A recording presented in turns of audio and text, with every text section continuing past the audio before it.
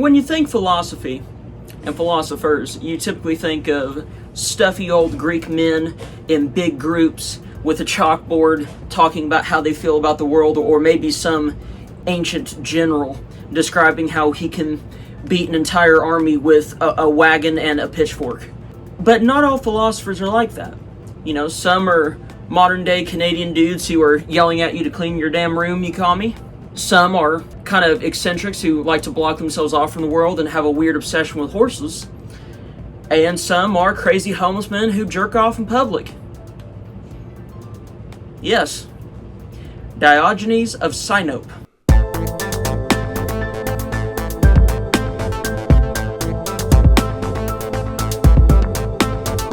Diogenes was born in his namesake of Sinope, Paflagonia, or modern-day Turkey, in 412 or 404 BC. We're not quite sure. See, not much is really known about Diogenes' early life, including when he was born, obviously.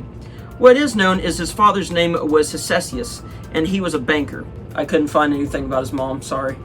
At some point, the date is unknown, Diogenes and his father allegedly got involved in the debasement of Sinope's currency, which I assume they did so by making fake currency and dispersing it through their bank.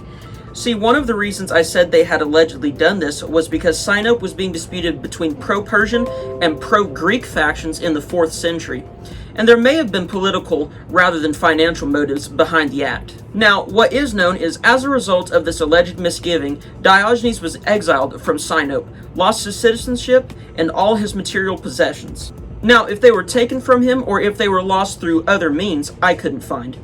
Given the kind of guy he was, who really knows, honestly.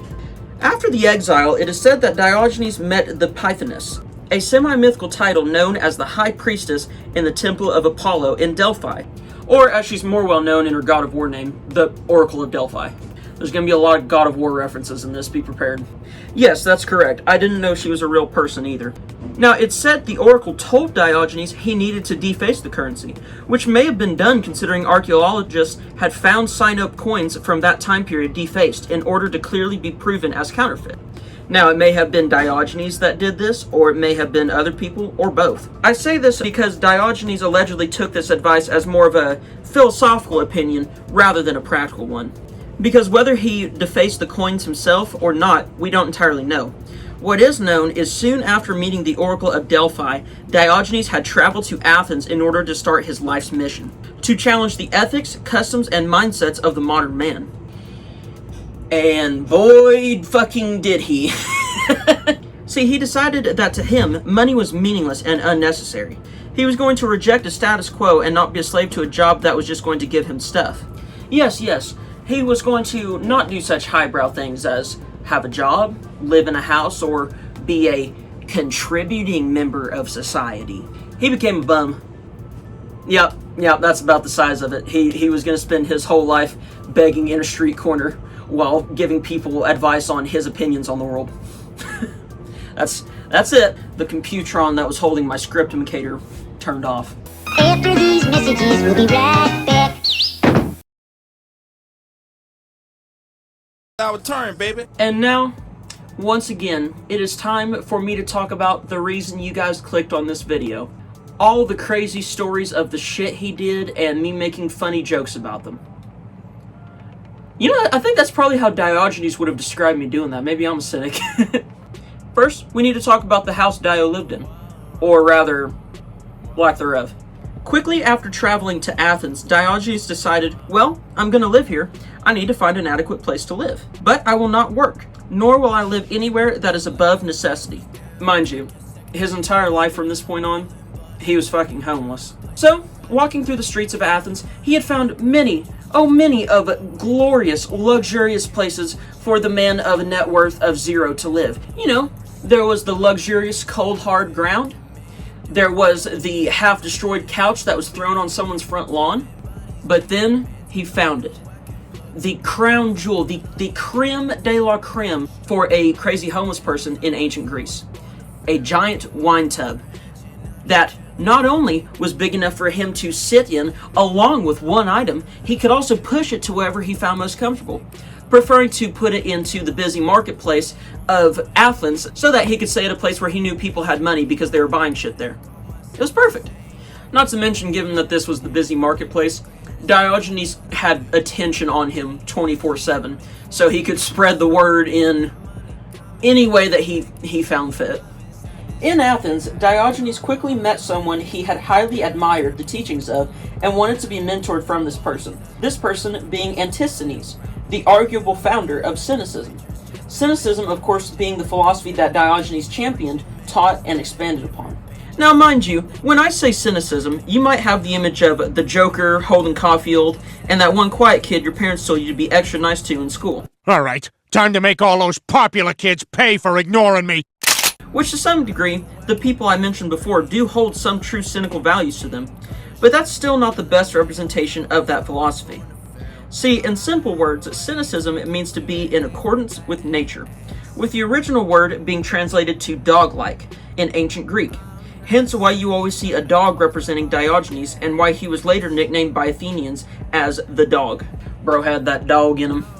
And that it is better to live a simple, tree-hugging, peace-loving weedman life rather than the modern hustle and bustle and bullshit lifestyle. Other attributes of cynicism being that virtue is better than money, status, fame, and following social conduct. Of course, this sounds very similar to another philosophy, this of course being Stoicism. But really the difference between Stoicism and Cynicism is cynicism tends to have a very negative, distrusting belief in people, and that they are only interested in themselves and are not truly sincere. But back to Dio, the loony homeless man. When Diogenes asked to be mentioned by Ascetices allegedly ignored him, but Dio was said to be such a big fan that he couldn't really take no for an answer, essentially stalking him and not leaving him alone, trying to convince him to mentor him, leading to Ascetices beating the piss out of him with a stick, with Dio saying, and I quote, "Strike, for you will find no wood hard enough to keep me away from you, so long as I think you've something to say." After this, Ascetices was like, man, I don't know if this guy's tough as hell, crazy as shit, or both. I'll teach him. So Diogenes became Antisthenes' pupil, despite getting his ass beat, allegedly. Mind you, this story happened well over 2,000 years ago, and some of it, if not a lot of these stories, cannot be proven, so keep that in mind. Shortly after Diogenes got to Athens, he had brought his slave with him named Manes. Then one day, Manes ran away from Diogenes. In response to this, Diogenes said, and I quote, "If Manes can live without Diogenes, why not Diogenes without Manes?" So, he let his slave go free. Now, before people go like, yeah, fuck slavery, based, it should be important to keep in mind that it wasn't so much from the perspective of Diogenes finding slavery immoral. It was more just a thing of he saw having a slave was a symbol for weakness and thought that it was unnecessary. So, and that part is based. I think it's important to mention this was still, several thousand years ago, and what he believed to be good and bad is definitely quite a bit different than what we do now. This next story is one of his most notable. One day, while Diogenes was sitting in his empty wine tub begging on the street, he noticed a young Athenian boy, or possibly dog, drinking water from a puddle with his bare hands/tongue. Seeing this act, Diogenes looked at his one and only possession being his wooden bowl, immediately tossing it away and saying, "Fool that I am, to have been carrying superfluous baggage all this time." With that being said, whatever you want to say about Diogenes, you can't say he was a fucking pussy. Like, the guy had a single cup, and he saw a dog licking from the bottom of a puddle, and is like, you know what? How gluttonous am I? Chokes it away. No need. starts drinking the water with his tongue. Like a motherfucking G. And like I said, Diogenes did do some cool things. Like, he pointed out how impractical and unnecessary a lot of the ornamental practices of the Athenians were at that time. One of them being it was seen as inappropriate to eat in the Athenian marketplace. Given that it was, one, Diogenes' home, and two, it's where the food was being sold, Diogenes went out of his way to make sure to eat in the marketplace, and when someone challenged him on his choice of location to appetize, he would always respond with, "I ate in the marketplace because the time I was in the marketplace is when I felt hungry." Given how advanced and intelligent the ancient Greeks were, I find it funny that restaurants were just like, they weren't a thing yet at that time. The idea of, oh, he's eating next to where he bought his apple? How barbaric. He would also often walk the streets of Athens with a lamp in the middle of the day. When people asked him, "Yo, Diogenes, what the fuck?" he would respond with, "I am looking for a man." With this being said, his exact point behind this act isn't entirely clear. given that a lot of modern sources will say he was looking for an honest man, but according to ancient Greek sources, he was just looking for a man. Now, this can be interpreted in a few ways. If he was looking for an honest man, to which he allegedly found none, then this would mean he found nothing but disingenuous men masquerading as men of virtue, whereas he saw them as nothing more than scoundrels. So basically, he would walk around his city going, "You're a fucking pussy, and you're a fucking pussy." With this being said, Diogenes was an asshole, but he was a fair asshole. When he saw a man blush when he paraded the streets with his lamp, Diogenes allegedly pointed at the man saying, "This man shows the complexion of virtue." Meaning that because the man hadn't just watched Diogenes with spectacle like, "Oh yeah, that's the local crazy guy who pisses on people," but instead had actually stood there and listened to what he had to say, and it made him kind of feel bad about himself and his shortcomings. Diogenes brought attention to this citing that the man may not be virtuous currently, but he may be virtuous one day, and that he showed more signs of his current virtue than any other man he had seen at the time. You know, I'm not saying that he actually did this, but it's something I wonder with Diogenes is, given all the crazy antics he did, I wonder if he was just walking around with a lamp because he was fucking crazy, and so whenever someone asked him why he was doing that, he had like some witty response, and that's where that came from. Who knows? Keep in mind, I wasn't joking about the pissing on people part. Everything that I mentioned so far was more of his tame shit. He was nuts. For example, when someone called Diogenes a dog, we talked about this earlier, he said he fawned on those who gave him anything, barked at those who gave him nothing, and bit the rogues, like a dog. To further emphasize his dog-likeness, he walked closer to the stranger, whipped out his dick, and pissed on him. Yeah. And allegedly he did so to emphasize, well, if you say I'm like a dog, dogs piss where they want to, so he whipped it out and pissed on his leg. When I had to go, I win. Yep, you heard that right. He would piss on people. And much, much more. At one point at the Athenian Theater, in front of, I assume, a large crowd of people, and probably during a live play, Diogenes said, "Fuck it." Got on stage, pulled his pants down, and took a gargantuan shit on stage in front of everyone to see. They want a show, I'll give them a show. He was just a troll, dude. He was the first shit poster. He didn't give a fuck. I think if you call him a philosopher, he'd laugh at you. And, before you're wondering, given, he shit right in front of, 1,000 people, pissed on people's legs, he did do that one, that in public, too. Yep. At one point, he was doing it in the marketplace, and someone chided him for it, and he responded with, and I quote, "I wish it were as easy to relieve my hunger by rubbing an empty stomach."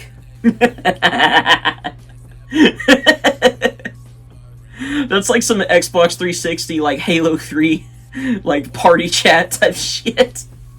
Now, if you wonder what Diogenes' point was behind pissing on people, shitting in theaters, and jerking off in public, well, the way Diogenes put it, it was in order to be defiant of social norms and conventions.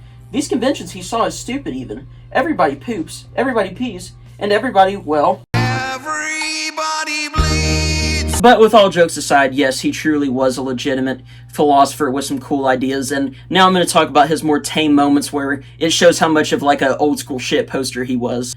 And also I want to talk about how much of a badass he was to people that everyone was afraid of. For instance, a longtime naysayer and philosophical advisory of Diogenes, being Plato, had come out with his definition of what best describes the anatomy of a human. Mind you, Plato had regarded Diogenes as a Socrates gone mad. Fair. Their rivalry in modern time would be most similar to Eminem's base gigachad degenerate cursing Slim Shady versus the soy boy Chris Rock slapping clean and proper Will Smith. Both good, but both vastly different. So when Diogenes had heard about Plato's new finding, he was eager to learn his findings, and hopefully find a way to fuck with Plato about it. Well, luckily for Diogenes, the Greeks hadn't seen monkeys or chimps or anything like that, so Plato put the Homo sapien in the same animal family as the chicken, referring to us as featherless bipeds. When Diogenes heard of Plato's new discovery, he decided to confront Plato while he was teaching his academy with a dead chicken in his hands. And... Bok bok, motherfucker! Hey, look! It's a people! So after Diogenes' less than subtle protest to the featherless biped definition, the Academy then quickly expanded upon the definition by also including broad, flat nails to the definition. I bet the only reason they did that is because if they thought they didn't, he'd keep showing up with more dead chickens. As I talked about earlier, given with the testices or whatever, he wasn't known for leaving people alone. Because you can't talk about any ancient Greco-Roman without mentioning someone getting captured by pirates, Diogenes was no different. According to a story from Menopause, I had to reread that like 3 times because I kept reading it as menopause. While on travel to Aegina, Diogenes was captured by pirates and allegedly sold as a slave in Crete to a Corinth man named Xeniades. When being asked by the slavers what his skills were, he responded with, "I know of no trade but that of governing men," and that he wanted to be sold to a man that needed a master. Now, with this being said, Diogenes may not have actually been making a joke here, given that at the time, governing someone also meant to teach them. And given he was an avid philosophical teacher, it makes sense he would say that.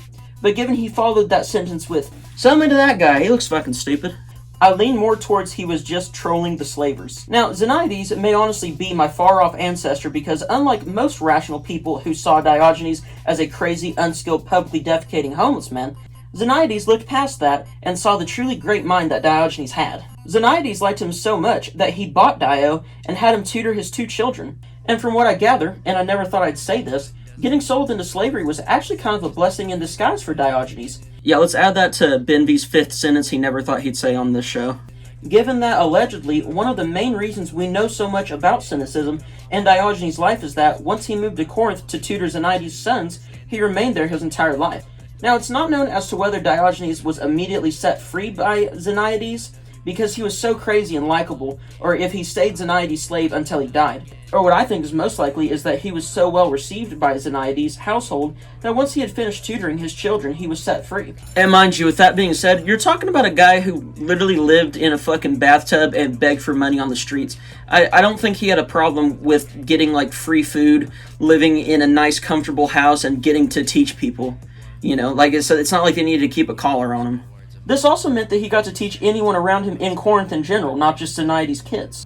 He was even allowed to lecture large audiences at the Isthmian Games. And mind you, whenever I mean like giving lectures at the Isthmian Games, thousands of people attended the Isthmian Games and listened to his lectures. Many very important people attended those games, including royalty. Some of you guys who are avid Diogenes guys, you know where this is going. Yeah, he bumped into a royal. We'll get to that. See, one of the reasons I wonder if Xeniades bought Diogenes and why he showed him off so much was to flex him like he was his own, like, ancient Greek Lamborghini. Like, you think your slave is cool, Testicles? Mine gives fucking speeches in front of stadiums. Alexander the Great likes this guy. What can your slave do, Testicles? That, just a hunch. And alright, yeah, I already did the Alexander name drop. I'm gonna stop fucking teasing y'all with that. I'll get to the Alexander story. With this being said, before we mention Alexander and Diogenes' iconic meetup, I want to emphasize the kind of person Alexander was. We are talking about Alexander the Great Alexander. He is one of the greatest military tacticians of all time. He's often compared to Napoleon, Robert E. Lee, and Sun Tzu whenever it comes to his military intelligence. He took over most of the entire known world, had family members assassinated to secure power. Oh, and he thought Zeus fucked his mom. Yeah, his mom made him think he was a demigod, which, with an ego like that, I'm not surprised. Like, this dude tried to name, like, the whole known world after himself, and he even named a city after his fucking horse. But this ain't an Alexander video. If y'all want that, let me know. I'd do it. Back to the crazy homeless man. As recounted by Plutarch, sometime while Diogenes was basking in the sunlight in Corinth, possibly around the time of the Isthmian Games, a young Alexander the Great had come to visit Diogenes while he was enjoying his R&R. See, even though Alexander's way of loving the world and Diogenes' were very different, Alexander still had great admiration for Diogenes and knew that he truly was a highly intelligent man, worth spending time with and learning from. So when Alexander came face to face with Diogenes, he asked him, "Diogenes, I just love you. You're the greatest. You're almost great as me, and I'm Alexander the Great. Is there anything I can do for you? You're beautiful. You're beautiful. What is it I could do for you, Diogenes?"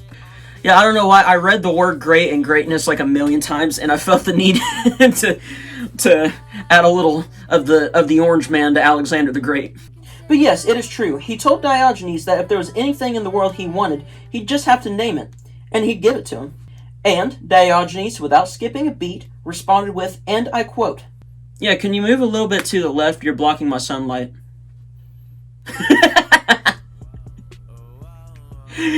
He said that to the most powerful and narcissistic man in the fucking world. And I'm not gonna act like I'm some expert on ancient Greeks or anything, but I can tell when someone's trying to say go fuck yourself, and I think he just said go fuck yourself to Alexander the Great. After Alexander was told such a thing, he was flabbergasted, but luckily for Diogenes, he wasn't offended. He actually felt even more respect for Diogenes, allegedly saying, "If I were not Alexander, I would wish to be Diogenes." Diogenes allegedly responded without missing another beat, saying, "If I were not Diogenes, I would also wish to be Diogenes." My nigga. In another account of Diogenes and Alexander's conversation, it is alleged that Alexander witnessed Diogenes looking through a pile of bones when Alexander asked him, "Hey buddy, I'm just curious, what the fuck?"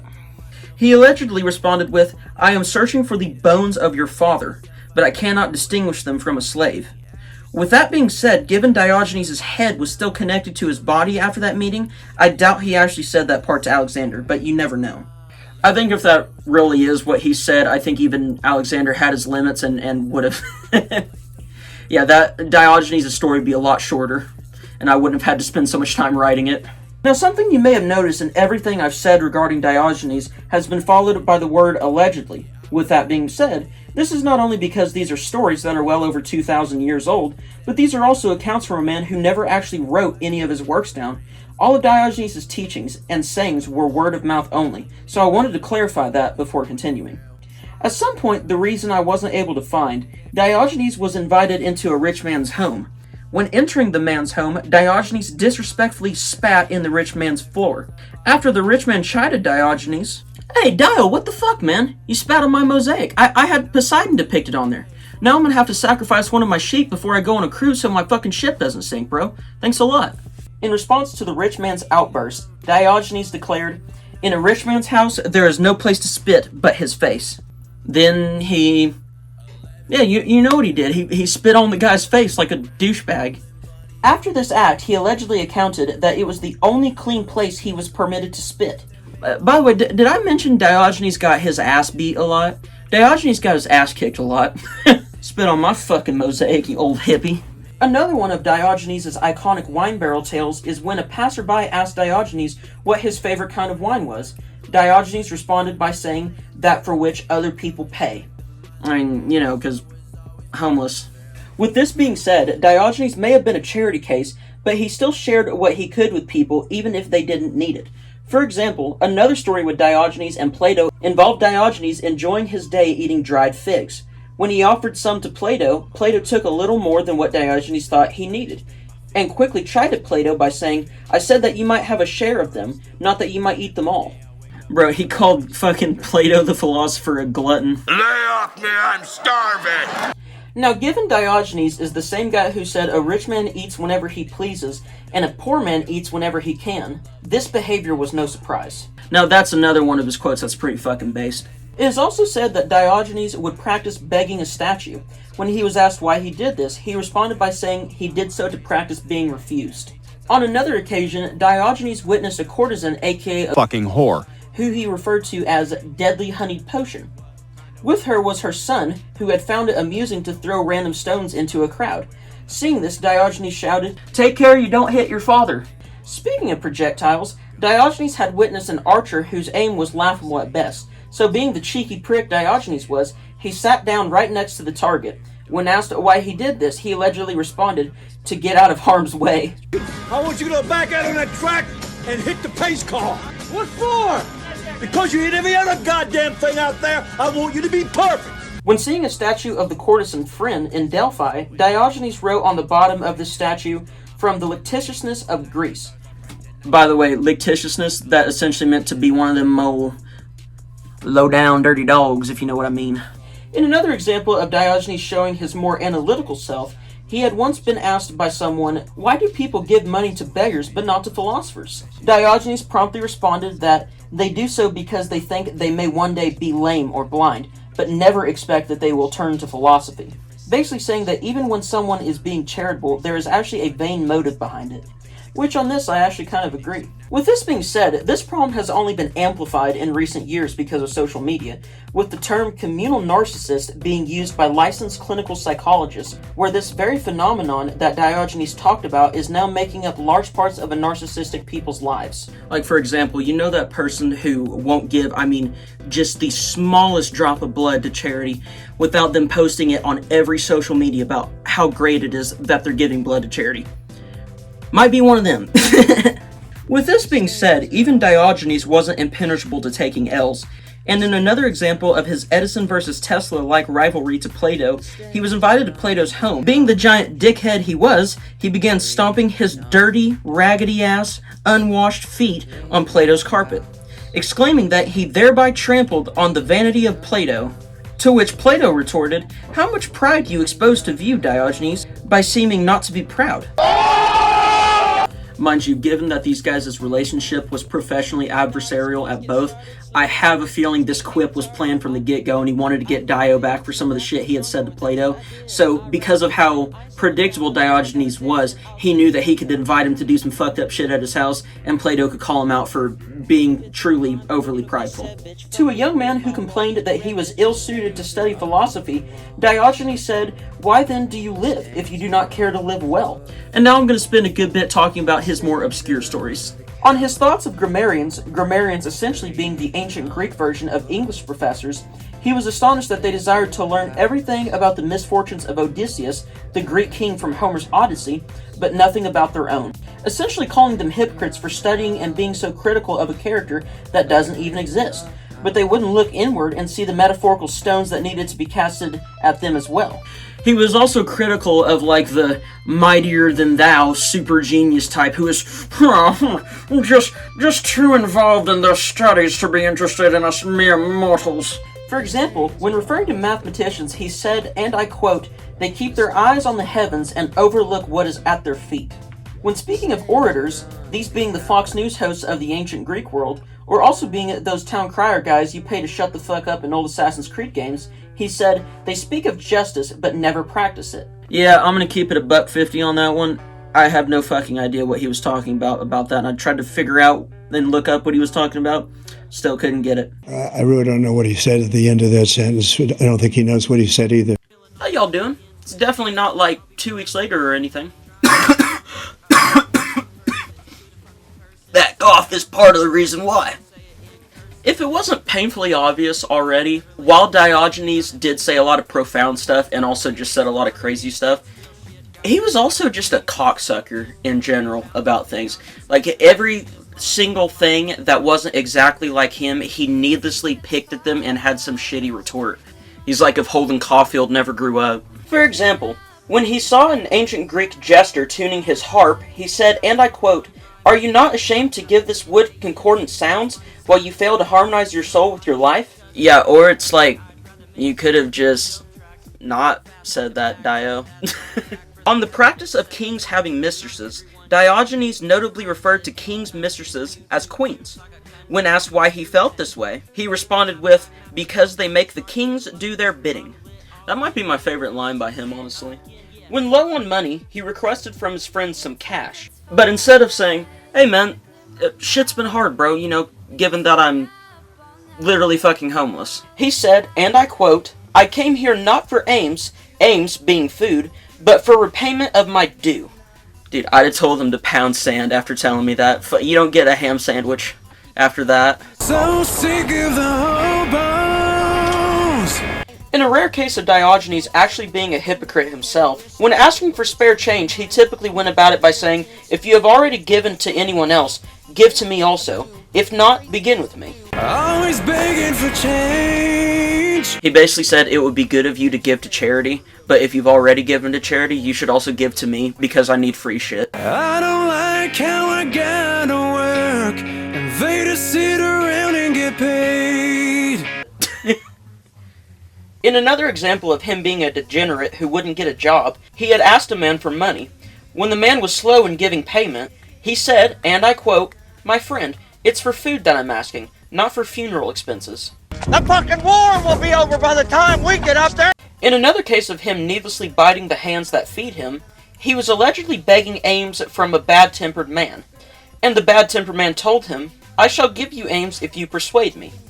And Diogenes' twisted mind translated that to, what, he wants me to persuade him? What, like work for it? He wants me to work for money? Who the fuck does he think I am, a slave? It's like he thinks I'm going to be a contributing member of society.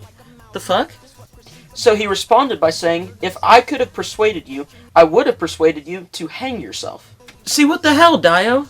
What the hell, man? Like, I've got so much cool stuff that I can tell the world about you, like the Alexander stuff and all that, but I have to include the fact that you talk to a guy like a 2011 Xbox gamer moment telling him to commit suicide. What the fuck, man? I'm going to jump! Oh! Do a flip!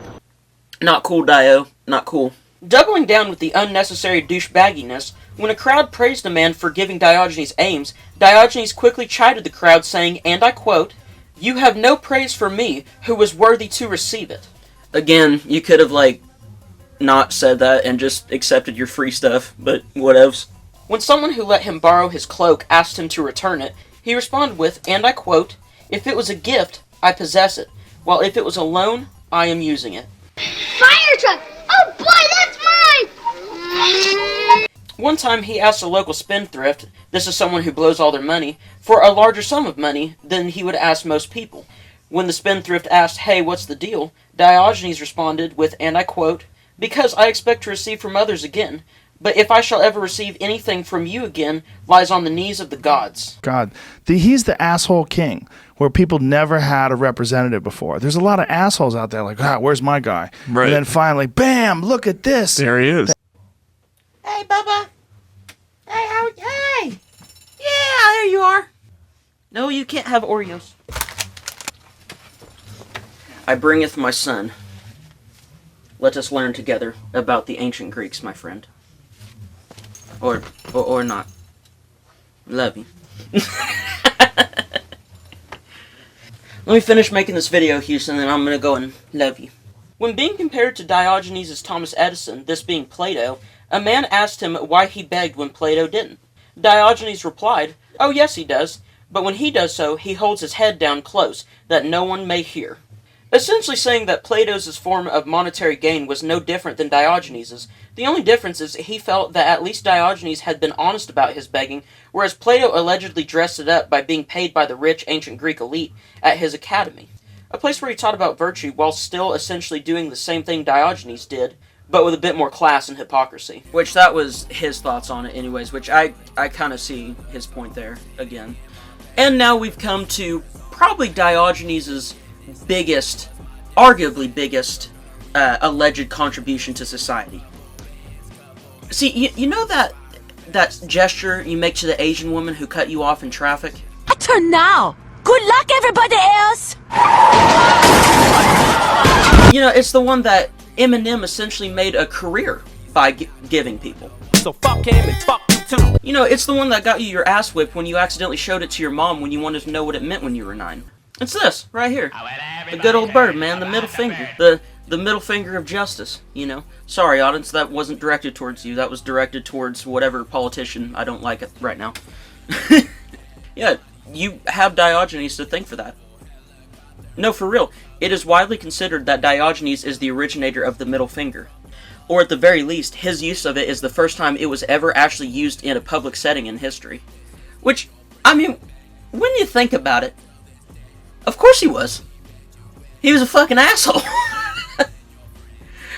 and he needed to exemplify his assholiness by presenting it in sign language. With which he did quite efficiently, I would say. Just ask any number of rappers, sports players, or people who have anger problems behind the wheel. Which, when you think about it, I mean, jerking off and pissing on people in public, that should have made his asshole status, like, crystal fucking clear. Crystal clear. But no, this was the asshole king we're talking about. He had to have a trademark. He had to have, there's the golden arches, there's the Wendy's pig-tailed girl, and there was Diogenes with the trusty middle bird, man. And now I'm going to get to the meat and potatoes of, how this happened. In the political sphere, Diogenes considered the demagogues, or modern-day everyman politicians, the ones, to be the mob's lackeys, and on this, I actually agree. He saw these rabble-rousers as scammers whose jobs revolved around getting paid to listen to the most common opinion of the mob, and repeat it back to them with confidence in order to hype them up, specifically aligning themselves with the common man, raising his fist at the elite. When some strangers visiting Athens expressed a wish to see Demosthenes, I don't fucking know. We're so far into this, I can barely speak. I'm coughing so much, it is what it is. An Athenian statesman and orator, Diogenes looked up, stretched out his middle finger, and made history.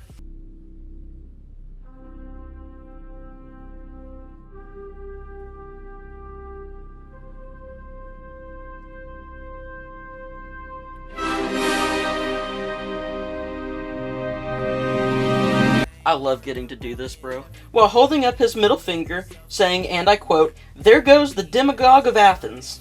Now, mind you, this is all alleged, and this is just the first recorded time the middle finger was used in history.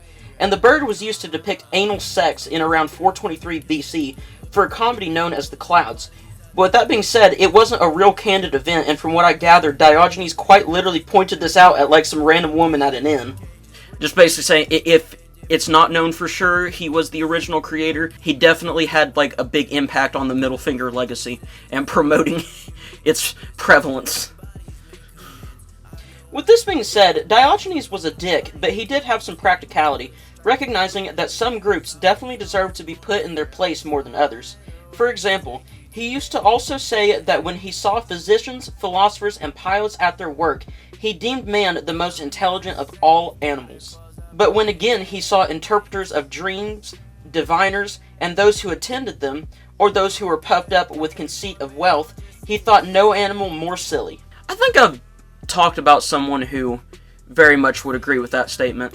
In another example of Diogenes saying legitimately profound stuff and not flipping off random ladies who annoyed him, he is quoted as saying, "For conduct of life, we need right reason or a halter," essentially saying that to live a good and virtuous life, one must be taught proper morals and principles, or else they will just do what is most natural to them, which is acting like wild animals needing to literally be restrained by others to keep the populace safe.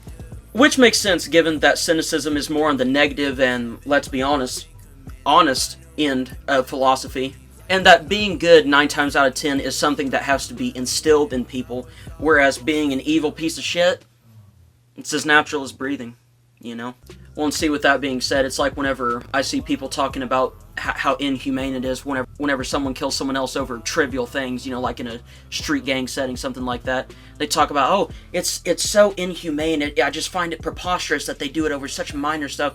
No, not inhumane. That's about as human as it gets. Without religion and proper philosophical teachings, a lot more people would be that way, in my opinion. Diogenes, being the type of man who had his foot on the gas till the very end, continued to have interesting quips and qualms with people in his old age. And by old age, I mean literal old age. His crazy ass lived to probably around 89. Yeah, your guess is as good as mine with that. I don't know if it's because the way he lived was actually, better for yourself and your mind and soul, or if he just got lucky, but he I hope I get that age, if not longer. For reasons I couldn't find, a man allegedly scolded Diogenes when he was an old man, saying that he needed to rest. Diogenes responded by saying, "What if I were running in the stadium? Ought I to slacken my pace when approaching the goal?" That's something my dad would say. If I'm gonna get there, I'm gonna fucking get there. We're not stopping until the fucking end. If my legs haven't given out, I'm not gonna stop running. Hell yeah. Now, this shouldn't be confused with Diogenes saying he wanted to die, though I don't really think he cared either way. We'll get to that. Essentially, he was saying we need to be like another great philosopher, known as Larry the Lobster. Larry the Lobster's teachings were as simple as this: live life to the fullest, even if you've got one foot in the grave. And that I agree with. And now that I've told you guys basically all his popular stories, and a good amount of his lesser known stories, though trust me, there's more. All this guy did was say crazy stuff, and I encourage you guys to look on your own.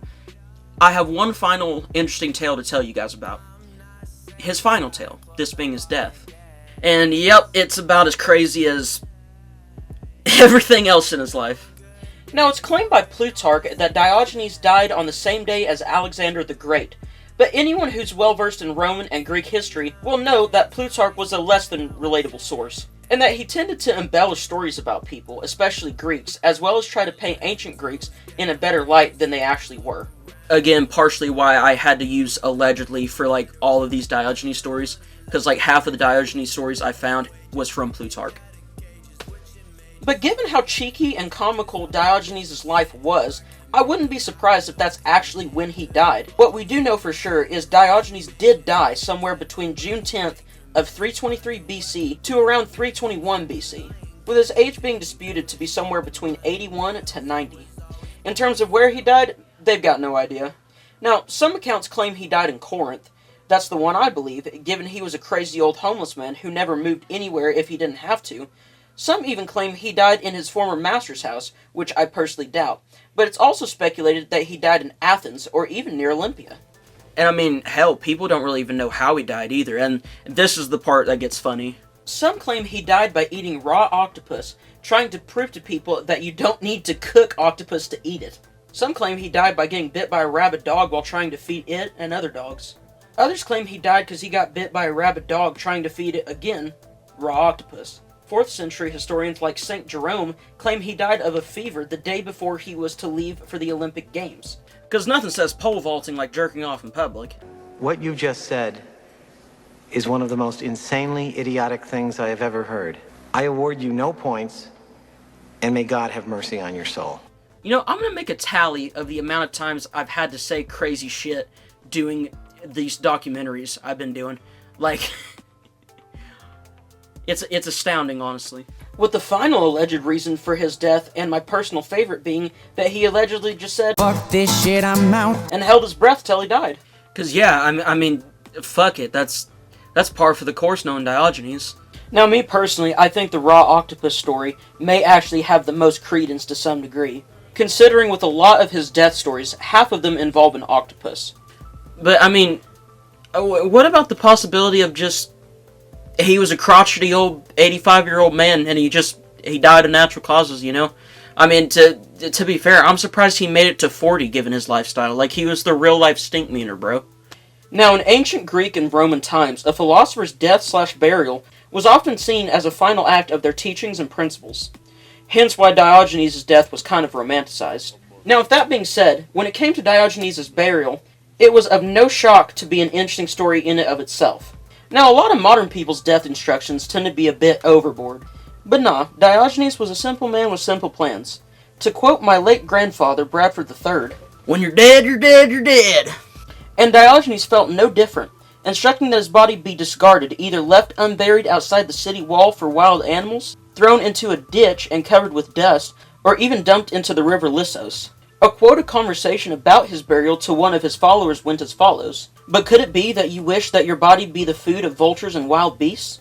"Not at all," Diogenes replied, "as long as you provide me with a stick to chase those creatures away." But then they responded, "How could you do that if you will not be aware of anything?"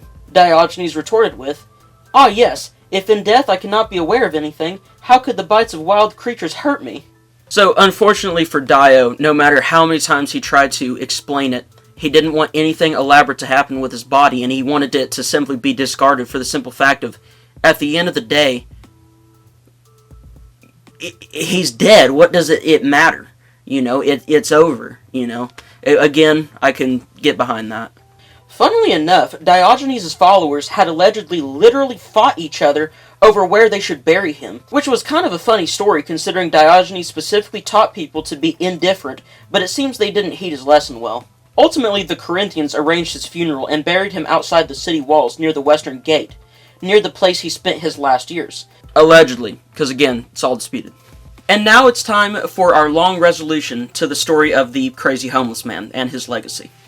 A bronze statue of Diogenes was erected in Sinope after his death, with the following poem from the Cynic philosopher Philosopher of Aegina at its base. Even bronze is aged by time, but not all the ages. Diogenes will destroy your fame, since you alone showed mortals the rule of self-sufficiency and the easiest path through life. Now, in terms of Diogenes' actual teachings for his followers, this is something that gets a little muddy. See, the thing with Diogenes is there are no surviving writings of his work of any kind, with speculative writings that are allegedly made by him at best. So with that being said, most of the accounts of his teachings and sayings are just speculative, and oftentimes written about him by people after his death. In terms of his legacy and teachings, the school of Cynicism broke into two groups, one being the traditional school of Cynicism, heavily inspired by Diogenes' teachings, while the other morphed into what became known as the school of the Stoics. Yeah, you know the one. I partially subscribe to that philosophy myself. There's a lot of good teachings with it. While initially his teachings weren't taken seriously by the ancient philosophy world, and the philosophy was more just seen as a lifestyle of a crazy homeless man. Fair. But in the 3rd century AD, Diogenes Laertius, No relation, argued that Cynicism was a legitimate school of philosophy. Also, and I think Diogenes would have actually been proud of this, his name was actually attributed to a mental condition known as Diogenes syndrome. Because of course it was.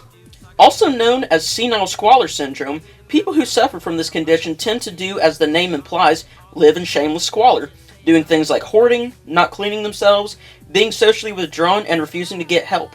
With hoarding seeming to be the most common and notable part of this disorder, which, given Diogenes was known to be a very social person and outright refused to own anything, I find it highly ironic that he would have a mental disorder like that named after him.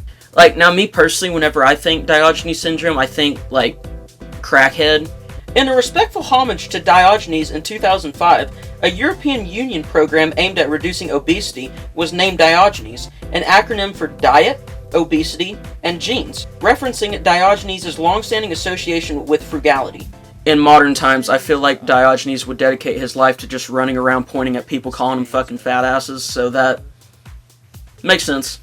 Also, because its shell reminded them of Diogenes' homeless person house, the scientists actually named a genus of hermit crab after him, and that's pretty cool. Also, and yes, I know I've mentioned their name on here a couple times, Diogenes influenced another very prominent group of people that, whether they realize he influenced them, they probably don't, he very much did. This being... Goddamn hippie! That's right.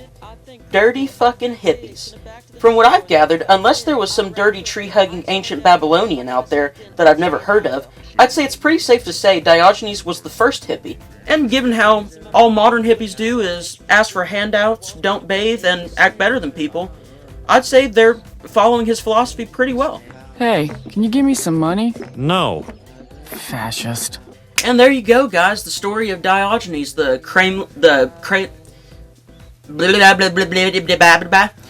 crazy homeless philosopher. And, yeah, I'm intending to do some Twitch streaming soon, so look forward to seeing that, and, please like and subscribe. I'll catch y'all later. Peace. Dude, if Diogenes was doing, like, half the shit today that he was doing back then, he'd be in jail so fast. Unless he was from California.